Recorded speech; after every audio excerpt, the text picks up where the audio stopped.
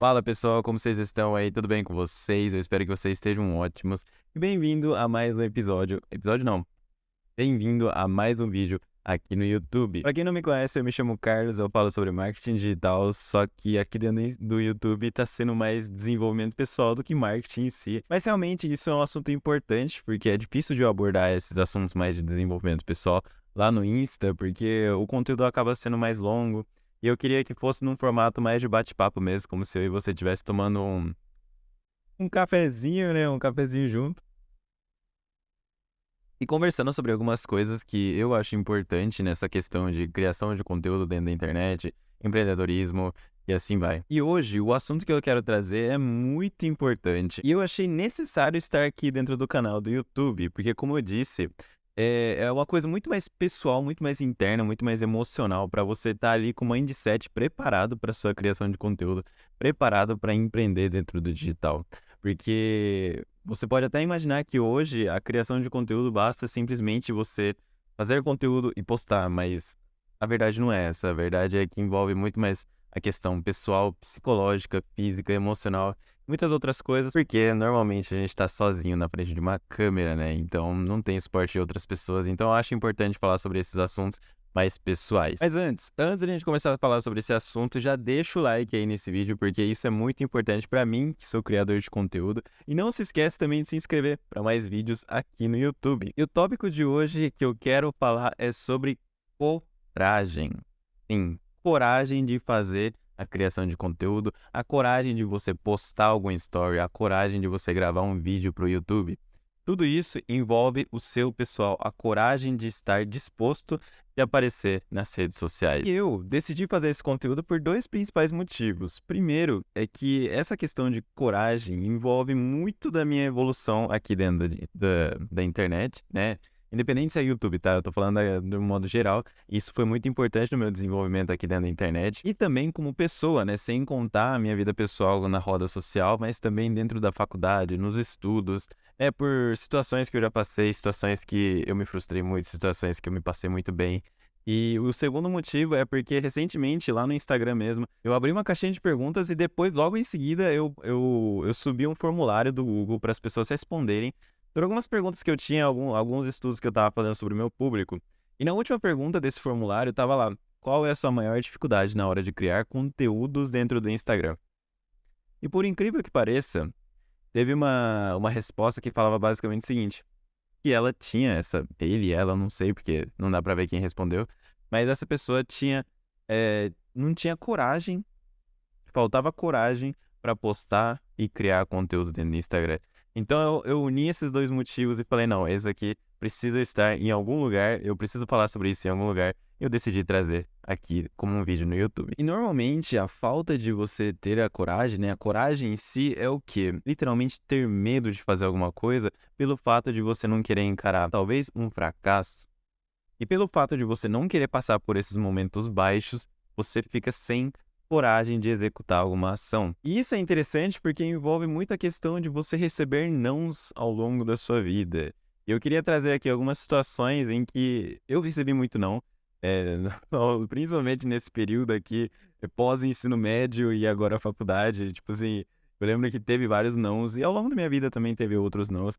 E eu queria trazer um pouquinho da minha experiência aqui para vocês conhecerem um pouquinho mais sobre isso. E o primeiro deles, o que eu mais lembro, né, essa questão de receber um não, foi quando eu não passei 2 vezes no meu vestibular, quando eu prestei pra USP, né, pra Universidade de São Paulo, onde eu queria cursar engenharia. A primeira vez foi naval e a segunda vez foi mecatrônica. Acredito que essas 2 vezes eu senti um grande peso na questão de perder tempo. Pra mim, não entrava na minha cabeça que eu teria que de novo perder um ano pra fazer uma prova que eu recebi um não, sabe? Tipo assim, a primeira vez foi difícil, mas a segunda, nossa, a segunda bateu forte. Tem uma frase, né, uma analogia que fala muito bem sobre essa questão de valor de tempo, valor de um tempo, né?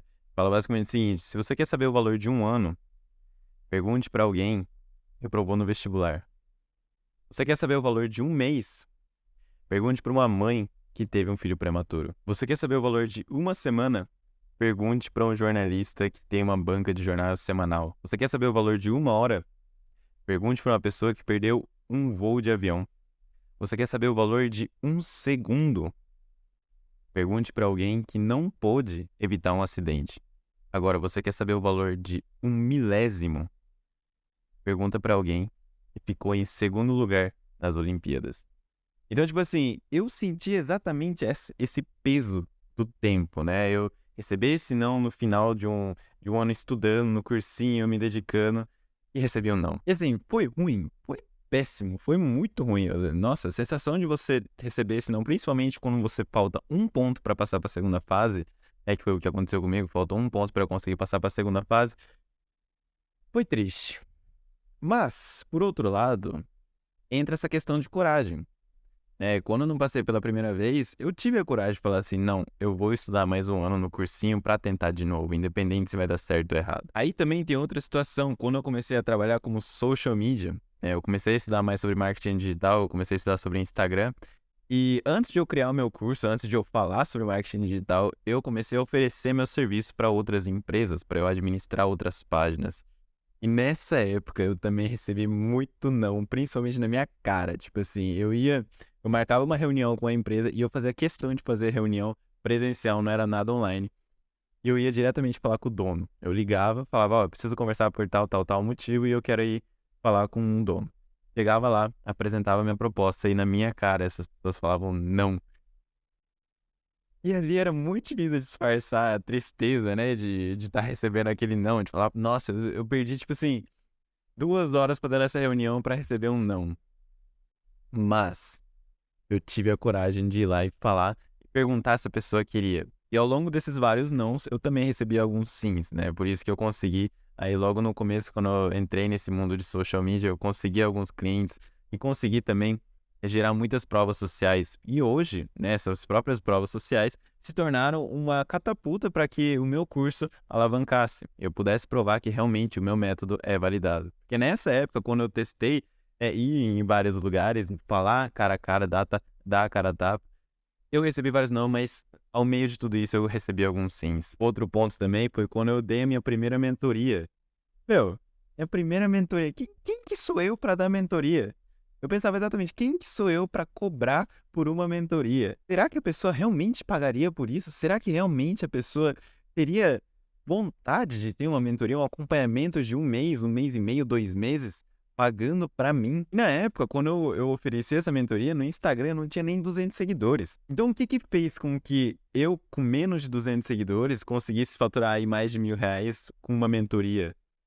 Foi eu ter a coragem de falar assim, não, eu tenho conhecimento, eu sei que eu gero resultados, então vou falar que eu estou oferecendo mentoria. Porque normalmente mentoria é assim, coisa mega do além, né? E se você não tiver a coragem de fazer isso, você vai ficar parado. Era isso que eu pensava. Se eu não oferecer minha mentoria, eu não tenho tempo para fazer um curso, eu não tenho tempo para fazer um e-book, não, eu preciso da mentoria. Era a única opção. Então, mais uma vez, a coragem me ajudou a ter apagar os medos, apagar a vergonha e ir pra frente e gerar resultados. Outra situação também que envolve muito essa questão da coragem foi quando eu fiz meu primeiro lançamento. Fazer o primeiro lançamento, um lançamento com uma equipe, requer muita coragem também, né? Porque você vai investir uma grana, você vai contratar equipe, você vai criar seu próprio curso, você vai se lançar no mundo digital. Não tem volta depois que isso acontecer. Independente se deu resultado ou se não deu resultado. Então, naquele momento, foi assim, muito decisivo eu ter a coragem de fazer isso ou não, porque é um preparo de mais de 3 meses, estruturando todas essas questões que eu falei anteriormente. E agora entra uma grande questão que eu quero que você reflita um pouco. Você acompanha suas referências, você assiste YouTube, você compra cursos de várias pessoas famosas. Aí eu te pergunto, ao invés de você fazer essas pessoas ficarem cada vez mais famosas, por que que você não pode ser famoso? Por que que você não pode se tornar uma referência? E por que que você não pode ser uma autoridade no nicho que você quer atuar?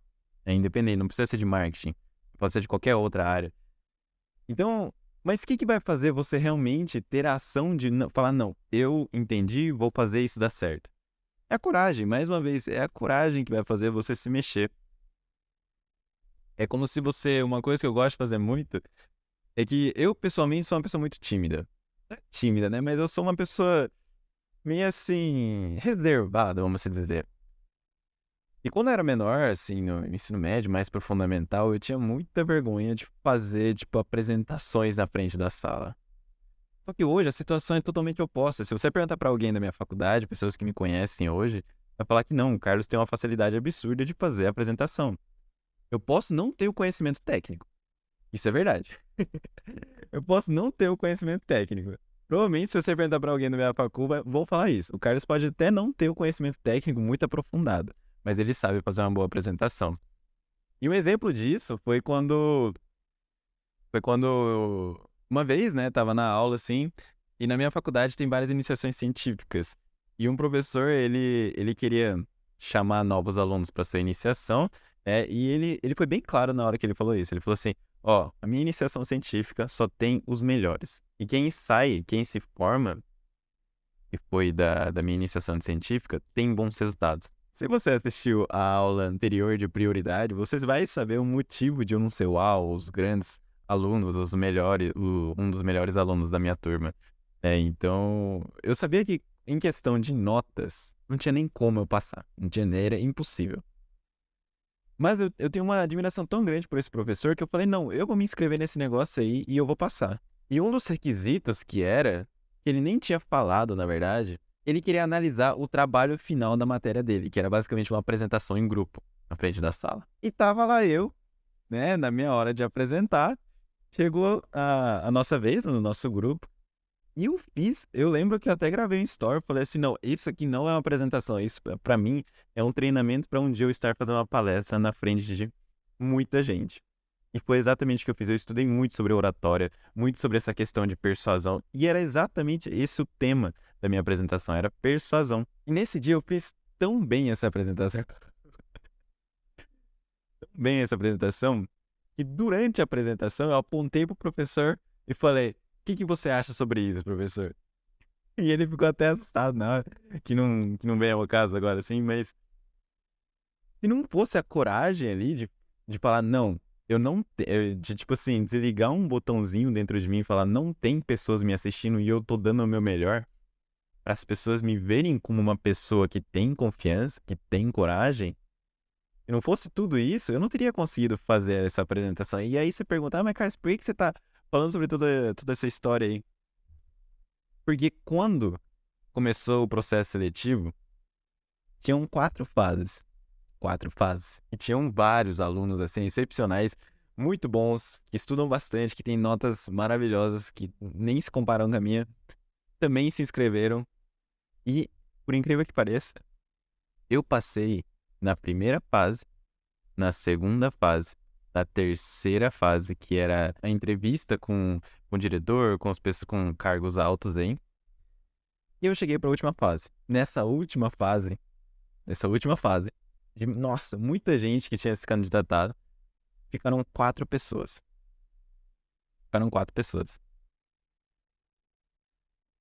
E aí, essa última fase era basicamente você fazer uma apresentação com o diretor da faculdade, diretor do departamento de engenharia, diretor de outras faculdades. Meu, tinha assim, só os cabeça da engenharia. E tava lá a gente, tendo que fazer mais uma apresentação, mais uma entrevista. E aí que entra o ponto da coragem. Porque naquele momento, quando eu vi os outros 3 participantes, que não tinha nem como assim, eu estar competindo com eles em questão de notas, eu tive a coragem de fazer a apresentação independente de como eu me sairia, fosse positivo ou negativo. E no fim da história, o que aconteceu? Eu não passei. Eu não passei, mas eu fiquei feliz, né? Isso me deixou bastante orgulhoso, porque isso mostrou o quanto, assim, a coragem me ajudou a me inscrever, a passar das fases. E depois também, quando eu tive o feedback desse diretor, né, desse professor, ele mesmo falou que a minha comunicação era muito boa.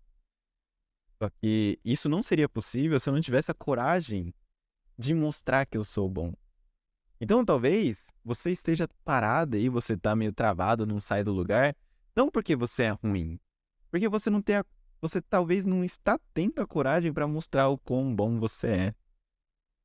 Por isso eu quero deixar nesse vídeo aqui como se fosse um bate-papo entre eu e você, uma conversação normal, de como a coragem é importante para você ter resultados tanto na vida, né, física, né, pessoal, e também na vida digital, no seu desenvolvimento dentro do digital.